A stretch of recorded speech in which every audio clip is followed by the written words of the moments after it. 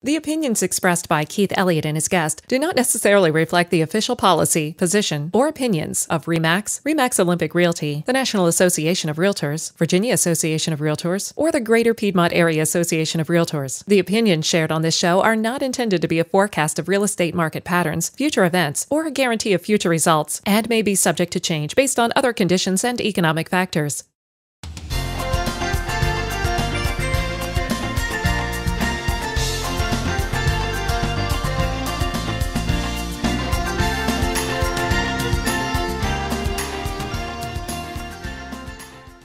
Hi, I'm Keith, and today I'll be giving you an overview of the steps that you can use to reduce the risks associated with being a landlord. First, you have to define what type of landlord you want to be.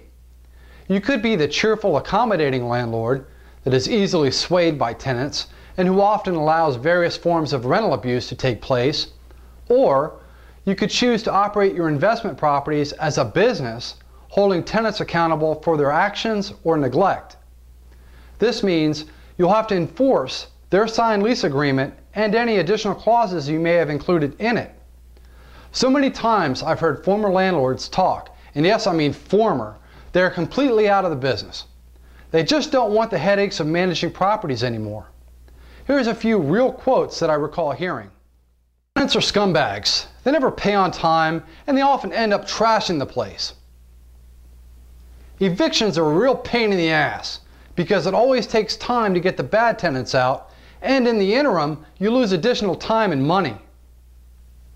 I didn't have time to take them to court, but they eventually left, so I absorbed the cash loss that they were behind and put the place up for sale.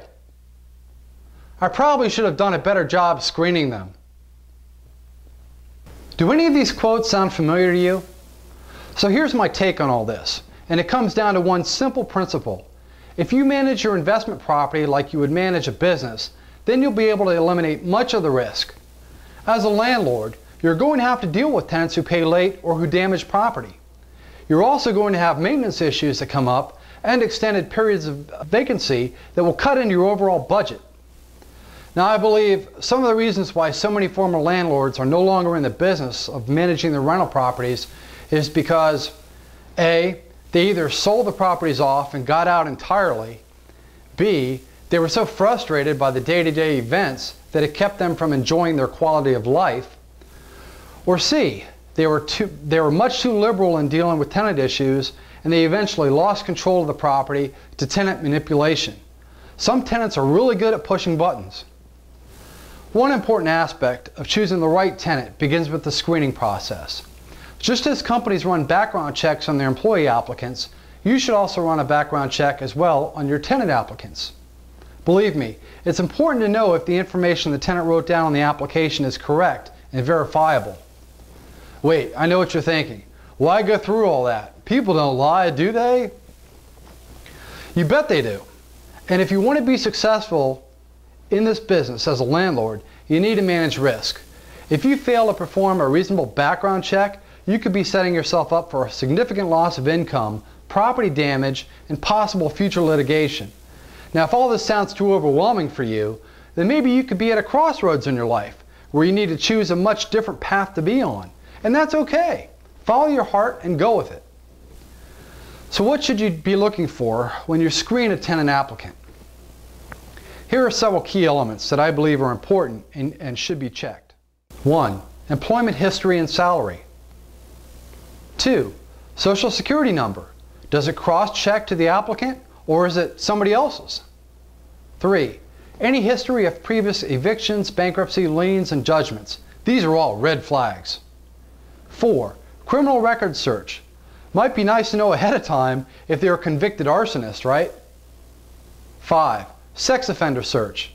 For this, you want to check with the state police. 6. Applicant's credit file and FICO score. In addition, you should also be concerned about the previous check writing patterns. Do they have a prior history of writing bad checks? Furthering your education go a long way in helping you to reduce risk. Search the internet for online courses that specialize in property management. This is another area where I don't believe any of the former landlords I mentioned a few minutes ago actually pursued. It comes down to it, most human beings are lazy. They'll do just enough to maintain the status quo, but few will put in the extra time and attention needed to further their level of success. If you're able to learn as much as you can while reducing risk, you can run a successful rental property business, but understand it's going to take a lot of hard work and discipline. Being a landlord isn't always easy. You will experience occasional setbacks along the way, but it can be very rewarding. I know firsthand about this because I own and manage several properties of my own.